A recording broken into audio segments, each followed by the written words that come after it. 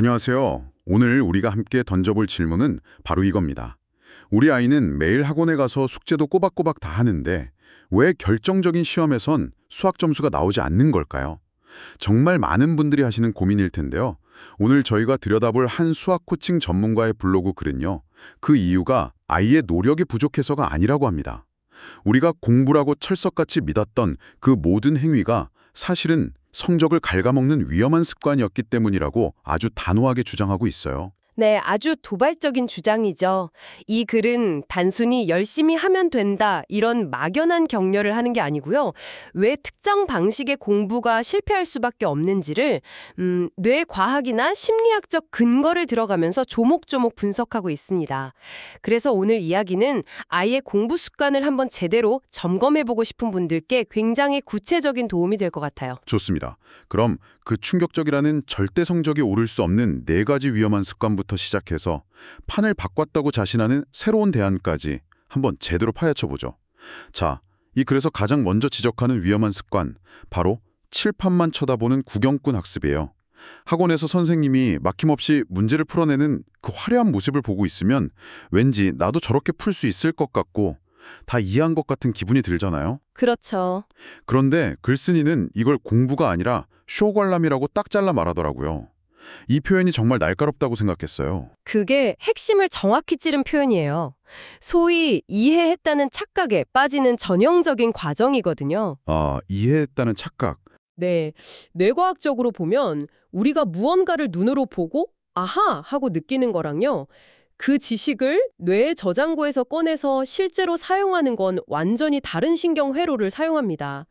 강의를 듣거나 풀이를 보는 건 정보를 입력하는 과정일 뿐이지 그걸 내 것으로 만들어서 출력하는 훈련은 전혀 안 된 상태인 거죠.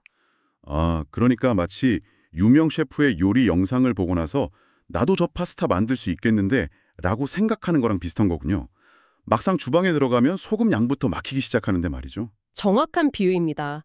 눈으로 보는 행위는 뇌의 시각 피지를 잠시 활성화시킬 뿐이지 문제 해결에 필요한 그 논리적 사고나 개념을 응용하는 능력을 길러주진 못합니다. 그래서 막상 혼자서 백지를 마주하면 머릿속이 하얘지는 경험을 하게 되는 거고요. 정말 공감되네요. 그럼 두 번째 습관으로 넘어가 볼까요? 앞선 구경꾼 학습과도 연결되는 지점인데 생각 없이 손만 움직이는 필사 학습입니다. 선생님이 칠판에 써준 풀이를 그냥 기계적으로 노트에 베껴 적는 거. 이걸 글쓴이는 뇌는 멈춰있고 손만 아픈 노동이나 다름없는 심지어 글씨 연습이라고까지 표현했어요. 이것도 정말 많은 학생들이 무의식적으로 하는 행동이죠. 하지만 수학적 사고의 본질을 생각해보면 이 방식의 문제점이 명확해져요.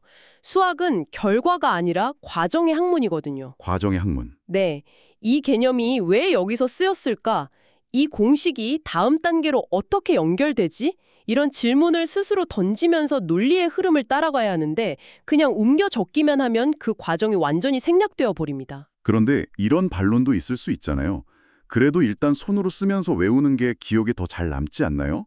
소위 깜지 같은 것도 결국 그런 원리 아닌가요? 아, 좋은 질문이에요. 물론 필기 자체가 나쁜 건 절대 아닙니다. 핵심은 어떻게 쓰느냐에 있죠. 선생님의 풀이를 그대로 복사하는 게 아니라 일단 강의를 다 듣고 이해한 뒤에 책을 덮고 스스로 그 풀이 과정을 재구성해서 써보는 것. 이건 아주 훌륭한 공부법입니다. 아, 그건 다르군요. 네, 이건 능동적인 인출 훈련이거든요. 하지만 생각 없이 똑같이 베껴 쓰는 건 그냥 단순 반복 노동에 그치기 때문에 수학적 사고력을 키우는 데는 거의 도움이 되지 않는다는 거죠. 알겠습니다. 그럼 세 번째 습관.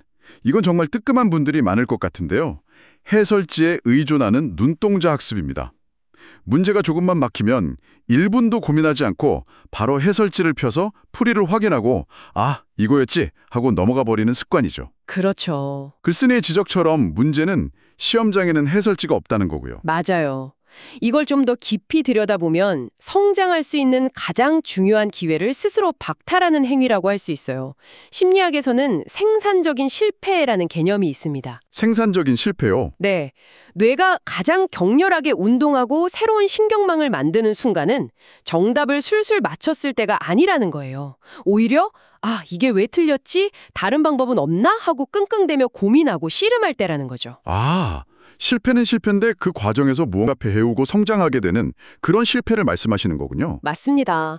그런데 해설지에 바로 의존하는 건 마치 헬스장에서 가장 힘든 마지막 세트를 건너뛰고 바로 샤워하러 가는 것과 똑같아요. 근육이 성장할 수 있는 가장 결정적인 순간을 그냥 날려버리는 셈이죠. 그 고통스러운 고민의 시간이 사실은 뇌 근육을 키우는 가장 효과적인 운동인데 말입니다. 헬스장 마지막 세트 뷰는 정말 와닿네요. 듣고 보니 앞서 말한 세 가지 습관이 전부 혼자 공부할 때 생기는 문제라면 네 번째는 학원에서 가장 흔하게 볼 수 있는 풍경 같아요. 바로 양측이식 기계적 문제풀이입니다. 네, 원리는 제대로 이해하지 못한 채 비슷한 유형의 문제를 수백 개씩 공식의 숫자만 바꿔 넣어서 푸는 방식이죠. 많은 학원들이 숙제로 이런 문제풀이를 내주고요. 그런데 수학은 결국 많은 문제를 풀어봐야 하는 거 아니냐, 반복이 중요하지 않냐는 생각도 일반적이잖아요. 이 양측의 공부법의 가장 큰 맹점은 뭘까요? 이 방식이 지식의 적용과 응용의 차이를 전혀 고려하지 않기 때문입니다. 공식을 외워서 정해진 유형의 문제에 대입하는 건 단순 적용에 불과해요. 아, 그게 적용이군요. 네. 그래서 조금만 문제가 변형되거나 여러 개념이 섞인 새로운 유형이 나오면 아예 손을 대지 못하는 상황이 벌어지는 거죠. 반면에 응용은 개념의 원리를 깊이 이해했을 때만 가능합니다. 왜 이 공식이 나왔는지, 어떤 원리로 작동하는지를 알아야 낯선 상황에서도 그 지식을 꺼내 쓸 수 있는 힘이 생기는 거예요. 그렇군요. 결국 이 네 가지 습관의 공통점은 하나로 귀결됩니다. 아이가 스스로 생각하는 힘을 기를 기회를 원천적으로 차단한다는 거죠. 알겠습니다. 구경꾼 학습, 필사 학습, 해설지 의존, 양치기까지. 듣고 보니 정말 많은 학생들이 이 네 가지 함정 어딘가에 빠져 있을 것 같아서 좀 암울해지기도 하네요. 자, 그럼 이 글이 이렇게 문제점만 신랄하게 지적하고 끝나는 건 아니겠죠? 판을 바꿨다고 자신 있게 말하는 대안이 있다고요? 네, 다행히 그렇죠. 이 글에서 제시하는 해결책의 핵심은 한마디로 입체적인 학습 경험을 설계하는 겁니다. 수동적으로 정보를 받아들이는 것에서 벗어나서 학생의 여러 감각을 동원하고 적극적으로 참여하게 만드는 시스템을 구축했다는 건데요. 그 시스템의 첫 번째 특징으로 원장 직강과 AI 확인 학습의 결합을 꼽고 있어요. 검증된 강사의 명쾌한 개념 강의로 뼈대를 잡고 최신 AI 시스템을 활용해서 시각과 청각을 동시에 자극한다고 설명하더라고요. 여기서 눈으로만 보는 수학이 아니라 귀로 들리고 입으로 말하게 되는 수학이라는 문구가 참 인상적이었어요. 학습 심리학 관점에서 보면 이건 매우 효과적인 접근법이에요. 다중부호화 이론이라고 하는데요. 정보를 시각, 청각 이런 여러 가지 형태로 동시에 입력하면 뇌에 훨씬 더 깊고 단단하게 각인됩니다. 나중에 기억을 꺼낼 때도 단서가 여러 개니까 훨씬 수월해지죠. 그런데 솔직히 AI 학습 시스템이라는 게 요즘 너무 흔하잖아요. 이게 그냥 이름만 그럴듯한 디지털 문제집이랑은 어떻게 다른 걸까요? 정말 말하게 되는 수학이 가능한 건가요? 아주 좋은 지적이에요. AI 시스템의 질은 천차만별이죠. 이 글에서 강조하는 건 AI가 단순히 문제 채점만 해주는 걸 넘어서서 학생이 개념을 자기 언어로 설명하도록 유도하고 그 과정을 확인하는 기능까지 한다는 점입니다. 아, 설명하도록 유도한다. 네. 예를 들어 피타고라스의 정리가 무엇인지 설명해보세요 라고 시스템이 음성으로 묻고 학생이 마이크에 대고 대답하는 식이죠. 이렇게 자기가 아는 것을 직접 말로 설명해보는 과정이야말로 자신의 이해도를 스스로 점검하는 메타인지를 활성화시키는 가장 강력한 방법 중 하나입니다. 아, 그런 방식이군요. 그건 확실히 다르네요. 두 번째 특징은 원장과 디렉터 선생님의 이중 밀착 관리를 꼽았는데요. 솔직히 이건 좀 마케팅 용어처럼 들리기도 해요. 모든 학생을 1분 1초 관리한다는 게 현실적으로 가능한 일일까요? 자칫하면 과도한 감시가 될 수도 있지 않을까요? 충분히 가질 수 있는 의문입니다. 실제로 어떻게 구현하느냐에 따라 효과가 극과 극으로 갈릴 수 있죠. 이 글에서 말하는 핵심은 감시가 아니라 적시 개입에 가까워 보여요. 적시 개입이요? 네, 많은 학생들이 어려운 문제 앞에서 좌절하다가 끙끙대며 시간만 허비하고 결국 수학 자체에 대한 흥미를 잃어버리거나 하잖아요. 그걸 막고 학생이 포기하기 직전 가장 필요한 순간에 다가가서 결정적인 힌트를 주거나 다른 접근법을 제시해주는 코칭의 개념으로 접근하는 거죠. 학생이 문제 해결 과정을 포기하지 않고 완주할 수 있도록 돕는 페이스메이커 역할이라고 볼 수 있습니다. 감시가 아니라 코칭, 페이스메이커라는 설명이 이해를 돕네요. 자, 그리고 마지막 특징이 아마 이 시스템의 핵심이자 요즘 교육의 가장 큰 화두와 맞닿아 있는 부분 같은데요. 맞습니다. 바로 서술형 수행 평가 완벽 대비입니다. 네, 이제는 객관식 문제 몇 개 더 맞히는 건 큰 의미가 없어지는 추세죠. 잠깐만요. 이 지점은 좀 더 깊이 들어가 보고 싶어요. 이 서술형 수행 평가로의 변화라는 게 단순히 풀이 과정을 쓰는 것 이상의 의미가 있는 것 같거든요. 교육계에서 이렇게 큰 변화를 밀어붙이는 근본적인 이유가 있을까요? 네, 이건 교육 패러다임의 근본적인 전환과 관련이 있습니다. 과거 산업화 시대에는 정해진 지식을 빠르고 정확하게 처리하는 능력이 중요했어요. 객관식 시험이 바로 그런 능력을 측정하는 데 최적화된 도구였죠. 하지만 지금처럼 AI가 단순 계산이나 정보 검색을 다 해주는 시대에는 정답을 찾는 능력보다 다른 능력이 더 중요해졌다. 그렇죠. 왜 그게 정답인지 논리적으로 설명하는 능력, 자신의 생각을 설득력 있게 표현하는 능력, 다른 사람과 협력해서 더 나은 해결책을 찾는 능력, 이런 것들이 훨씬 더 중요해졌습니다. 아, 그러니까 미래 사회에 필요한 역량 자체가 바뀌었기 때문에 평가 방식도 그에 맞춰 바뀔 수밖에 없다는 거군요. 바로 그겁니다. 서술형 수행평가는 바로 그런 고차원적인 사고 능력을 평가하기 위한 도구예요. 자신의 풀이 과정을 논리적으로 설명할 수 있다는 건 그 개념을 완전히 자기 것으로 소화했다는 가장 확실한 증거이기도 하고요. 네네. 그래서 이 글에서 강조하는 것처럼 단순히 답은 3입니다. 가 아니라 이러한 원리에 따라 이러한 과정을 거쳤기 때문에 답이 3이 될 수밖에 없습니다.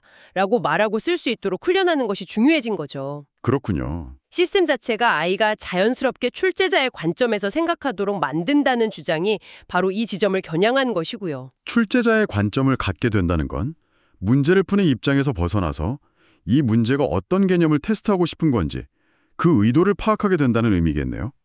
그렇게 되면 당연히 응용력도 길러질 수밖에 없겠고요. 네, 맞습니다. 이건 단순히 수학 점수만을 위한 훈련이 아니라 논리적 사고력과 표현력, 나아가 문제 해결 능력 자체를 기르는 종합적인 훈련이라고 봐야 합니다. 자, 오늘 한 수학 전문가의 블로그 글을 아주 깊게 들여다봤는데요. 변화하는 교육 환경 속에서 낡은 공부법들이 왜 더 이상 통하지 않는지, 그리고 단순히 눈으로 보는 것을 넘어서 보고, 듣고, 말하고, 쓰는 입체적인 학습이 왜 중요한지에 대해 아주 명확하게 알 수 있었던 것 같아요. 네, 한 학원의 시스템 속의 글이었지만 그 너머에 있는 앞으로의 학습은 어떻게 진화해야 하는가에 대한 하나의 방향성을 엿볼 수 있었습니다. 핵심은 역시 수동적인 관람에서 능동적인 참여와 표현으로의 전환이라고 정리할 수 있겠네요. 그리고 이건 비단 수학이라는 한 과목에만 국한된 이야기는 아닐 겁니다. 맞아요. 오늘 나눈 이야기들이 청취자분께서 자녀의 학습법을 점검하거나 혹은 스스로의 공부법을 되돌아보는데 좋은 계기가 되었으면 합니다. 그럼 마지막으로 오늘 내용을 바탕으로 우리가 한번 곱씹어볼 만한 질문을 하나 던져드리고 마무리를 할까요? 좋습니다. 이 글의 마지막 부분에서 미래 학습의 궁극적인 형태는 토론이 될 것이라고 짧게 예측하거든요. 아, 토론이요? 네, 여기서 아이디어를 얻어서 한번 이렇게 상상해 보면 어떨까요? 여기 하나의 고난도 수학 문제가 있습니다. 네. 한 명은 기하학적으로 접근해서 풀고 다른 한 명은 대수적으로 접근해서 풀었어요. 둘 다 정답은 맞췄습니다. 네. 여기서 끝나는 게 아니라 두 학생이 서로의 풀이법을 상대방에게 설명하고 어느 방법이 더 효율적인지, 각 방법의 장단점은 무엇인지, 이 문제의 핵심을 더 잘 드러내는 풀이는 어떤 것인지를 두고 치열하게 토론하고 논쟁하는 학생 말입니다. 와, 상상만 해도 정말 그런 공부는 우리에게 과연 어떤 차원의 성장을 가져다 줄까요?